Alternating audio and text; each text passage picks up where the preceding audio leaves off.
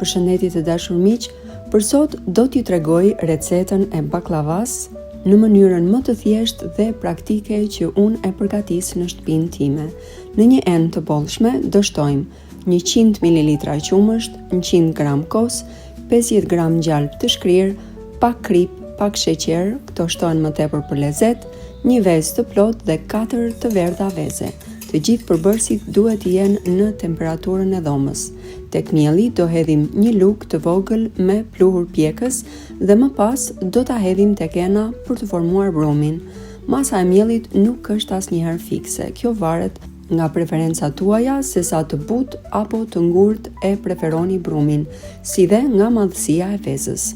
Mielli është mirë që të shtohet gjithmonë pak nga pak, derisa të na pëlqejë konsistenca e brumit dhe ta punojmë mirë me dorë. Mielli që unë preferoj të përdor për baklava është ai lloj mielli që ka 10 gram protein në 100 gram miell.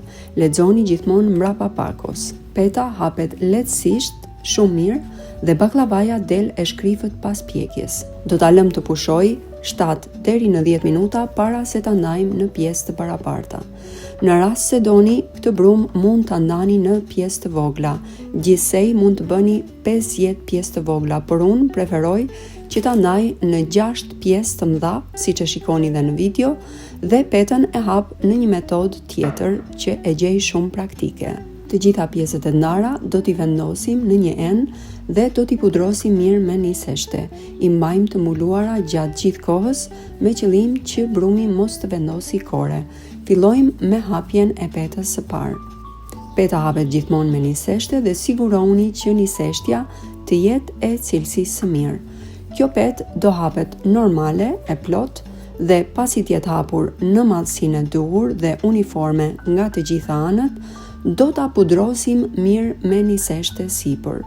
Niseshtja do veproj si një shtresë ndarse midis petëve.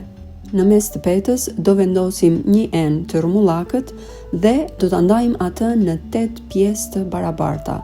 Kjo metodë që unë përdor jo vetëm që është shumë praktike, por petët i nxjerr shumë herë më të holla se sa t'i bësh një nga një ose t'i vendosësh kuleçët sipër njëri tjetrit.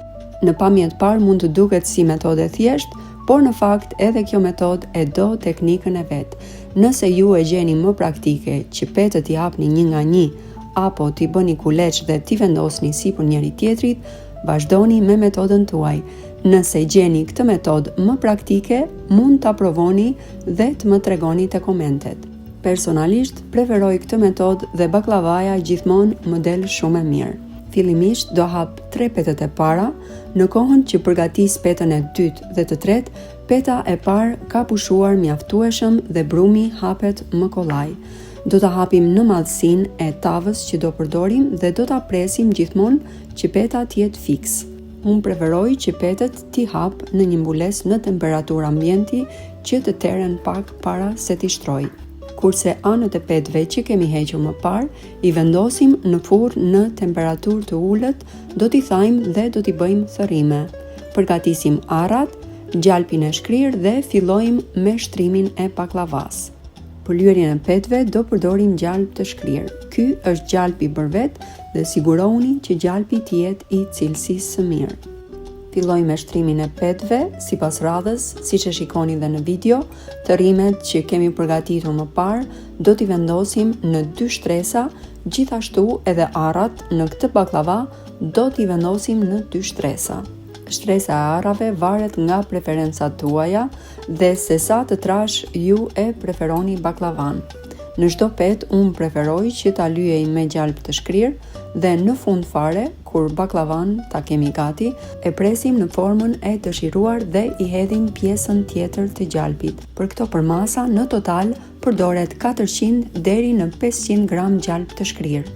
Për pjekje, furra duhet jetë e nxehur gjithmonë para kohe. Unë preferoj që orën e parë ta pjek në 130 gradë dhe orën e dytë në 140 gradë. Një baklava e këtyre përmasave është pjekur për 2 orë dhe preferoj që ta lë në furrë gjatë gjithë natës që të kulloj ashtu siç duhet. Sherbetin e përgatis gjithmonë ditën e nesërme. 1 kg sheqer, 800 ml ujë, disa feta limon ose portokalle, kanellë dhe do ta ziejmë 10 deri në 15 minuta.